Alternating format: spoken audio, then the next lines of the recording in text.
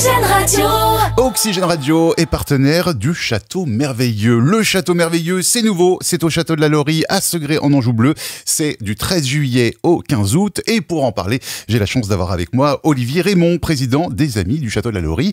Olivier, bonjour. Bonjour. Et puis avec moi également Xavier de Richemont, l'artiste. Xavier de Richemont, bonjour. Bonjour Chris. Alors artiste peintre vidéo, on va expliquer tout à l'heure ce que c'est et en quoi vous participez donc à cet événement, le Château Merveilleux. Alors on va présenter d'abord l'association des Amis du Château de la Laurie qui a été créée justement pour cet événement du Château Merveilleux. Vous êtes le président. En quoi consiste cette association ? Alors, donc l'association a été créée à la fin de l'année 2023 avec pour but de préserver, de promouvoir le patrimoine historique et culturel du Château de la Laurie, niché au cœur du Segréen. Sa mission est donc de veiller sur sa conservation, de le protéger et de le rendre accessible au plus grand nombre. Donc l'association est constituée d'adhérents et invite les passionnés d'histoire, les amoureux du patrimoine ou tout simplement les curieux à rejoindre l'association et à préserver ce précieux héritage. La cotisation annuelle est de 15 €, payable directement sur Helloasso, sur le site de la page des Amis du Château de la Laurie. N'importe qui peut s'inscrire. N'importe qui peut s'inscrire. Dans le cadre de ces missions, l'association contribue à l'organisation de l'événement dont on parle, le Château Merveilleux. Exactement. Donc, ce Château Merveilleux se passera donc du 13 juillet au 15 août 2024, tous les soirs, sauf le mardi. Le mardi, c'est relâche. Très bien. Donc, nous avons une agence qui nous aide, donc l'agence MN, pour accompagner dans la recherche du partenariat, de l'organisation des soirées et la communication, relation avec la presse pour l'événement. Alors parlons justement de cet événement, les horaires, à quelle heure il faut venir. Ouverture des portes à 19h je crois. Hein. À partir de 19h, ouverture des portes, donc possibilité de visite du château commentée qui dure à peu près 1 heure. Ensuite, à 20h30, dans l'enceinte du château en live, vous avez des concerts avec une programmation musicale différente chaque soir. Des artistes principalement issus de la région. Quels sont les thèmes musicaux qu'on va retrouver, même si c'est un petit peu différent? Est-ce qu'il y a, de manière générale... Musique classique, contemporaine, oui. Assez diverses. La priorité a été donnée à des artistes plutôt de la région. D'accord, très bien. Et puis ensuite, à la nuit tombée, c'est là que commence. Voilà, au moment où la nuit arrive, 22h30, donc il y a un spectacle nocturne projeté sur la façade du château, sublimant la beauté architecturale du château et en comptant la lumière, son histoire et celle de l'Anjou. Et c'est là où c'est avec Xavier de Richemont. Exact. Bon, si on en parlait maintenant avec Xavier. Xavier. Avec joie, oui. Rebonjour. Donc vous êtes peintre vidéo. Alors qu'est-ce qu'un peintre vidéo? Un peintre vidéo, c'est un peintre qui fait de la peinture avec de la vidéo. C'est-à-dire que j'ai une formation beaux-arts, je suis peintre. Mais il y a une trentaine d'années, j'ai rencontré des médiums qui sont des médiums aujourd'hui utilisés, que sont la vidéo et la grande image. Et j'ai sorti ces machines du théâtre où j'ai pas mal travaillé pour les emmener dans la rue et illuminer en histoire des bâtiments historiques en général, en commençant par des églises, des cathédrales, des châteaux, des mairies, des propriétés privées, publiques. Alors, c'est un petit peu abstrait, je pense, pour les gens qui nous écoutent. Et pour moi, peintre vidéo, vous peignez, entre guillemets, en live, avec des vidéos. Ce sont des peintures réalisées avant que vous projetez. Non, tout est fait en atelier, en studio, si vous voulez. Au lieu de travailler sur une toile, je travaille sur un écran. J'ai un bouquet d'assistants qui sont, eux, très performants en termes de motion design, de composition graphique, sur mes dessins, sur mes notes, sur mes croquis, sur mes storyboards, sur mes différentes productions graphiques, mes photos. Et tout cela est mis en scène et composé sur le format de la façade sur laquelle on travaille, en l'occurrence, et vous l'avez dit, la façade 17e 1635 du château de la Laurie, qui est la façade originale, d'entrée originale du château à sa construction.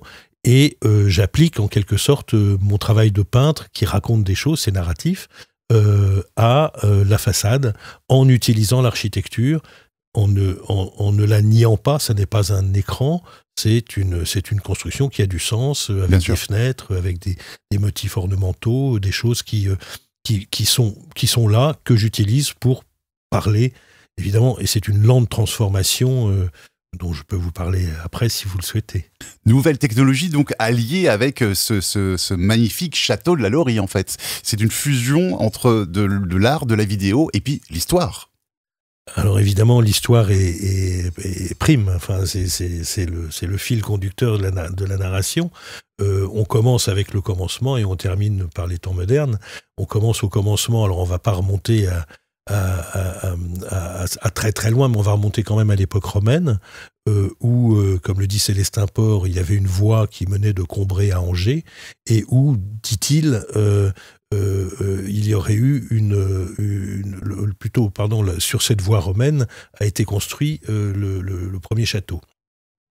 Le château, c'était un château fort à une époque, un petit château fort, qui est devenu, en 1635, une belle propriété, puisque la famille Lepelletier, qui était une famille notable de l'Anjou, a construit le premier, enfin, la Laurie actuelle, qui s'est au fur et à mesure agrandie.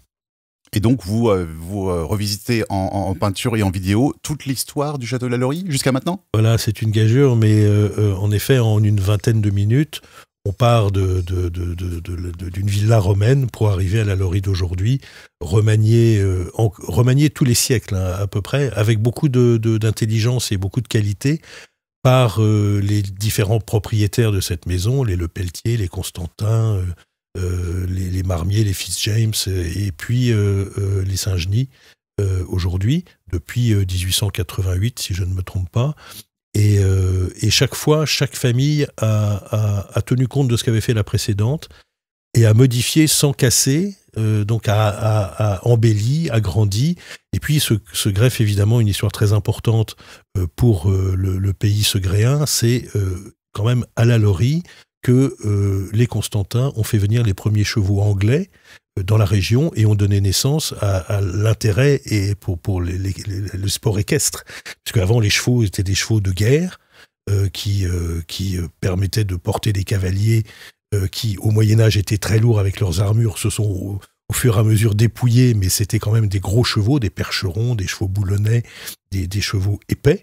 Et le cheval fin, le cheval anglais, a été découvert par un des Constantins qui s'était éloigné de la Laurie parce que son père faisait des travaux monumentaux et que ça l'a emmené aller voir ailleurs pendant un certain temps. Il est revenu à la Laurie quand son père est mort, un peu avant, et il est revenu avec des chevaux. Et le haras de la Laurie avait été construit sur mission du roi Louis XIV parce que les Constantins étaient maîtres de haras pour le roi. Mais ce n'étaient pas des chevaux de course. Voilà. Donc tout ça est montré, évidemment, d'une façon... c'est suggéré, et on n'a pas le temps de parler de tout ça en une vingtaine de minutes, surtout si on part à l'époque romaine et qu'on arrive à l'époque contemporaine. Mais... On vous sent passionné, hein. Vous pourriez faire un spectacle d'1h30. Oui, ça, sans aucun problème. Sans aucun... Bon, après, vous savez, vous êtes un homme de radio, donc il y a des formats. Bien sûr. Voilà, donc si ici on fait un format d'une quinzaine de minutes. 1 heure, c'est très très long. Bien sûr. Voilà. Mais une vingtaine de minutes, c'est un format normal. Les gens ne voient pas passer. On reste debout, on s'assied si on veut s'asseoir. Mais ça passe très très très vite.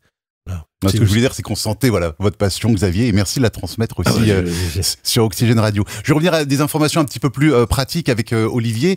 On peut se restaurer sur place, déjà. On peut se restaurer sur place, effectivement. Et le spectacle, donc c'est à 22h30. Hein, 22h30, le spectacle final est à 22h30, oui. À la nuit tombée. À la nuit tombée. Et donc, en fait, vous aspirez à faire dialoguer le patrimoine avec les nouvelles technologies. Hein. C'est ça. C'est ce qui est important, ce que vient de raconter Xavier, depuis les périodes les plus reculées jusqu'à aujourd'hui, donc avec des techniques assez particulières que Xavier maîtrise parfaitement bien. Et vous avez un appel, je crois, à livrer à l'antenne, un appel de soutien, bien sûr. Appel à partenaires. Appel à partenaires, bien sûr, c'est très important. Nous travaillons donc avec des partenaires de la région qui apportent leur concours d'une manière financière, bien sûr, les entreprises, avec les déductions qu'on connaît. mais ces gens-là le savent, donc dans le cadre de mécénat.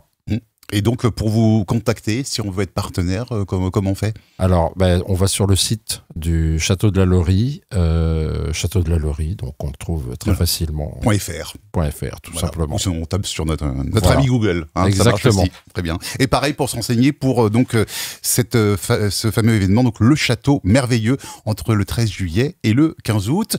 Si vous avez un dernier petit mot, je vous laisse la parole peut-être pour conclure.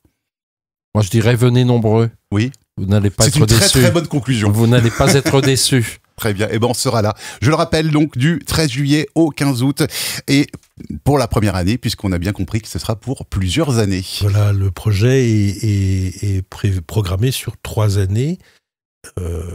Pour paraphraser Olivier, oui, venez nombreux et venez voir la Laurie, qui est un endroit exceptionnel, qui est un endroit très étonnant, qui est le Versailles de l'Anjou à l'époque.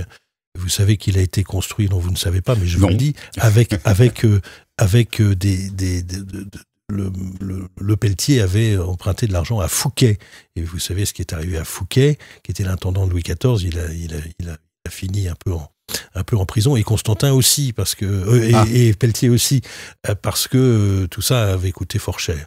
Mais c'est une très très jolie maison du XVIIe siècle qui s'est, comme on l'a dit, agrandie au cours des siècles. Eh bien, venez. Alors avant, si vous voulez, mais surtout entre le 13 juillet et le 15 août. Merci messieurs. Merci Chris. Merci Chris. Oxygène. Hit, dance et info. Oxygène Radio.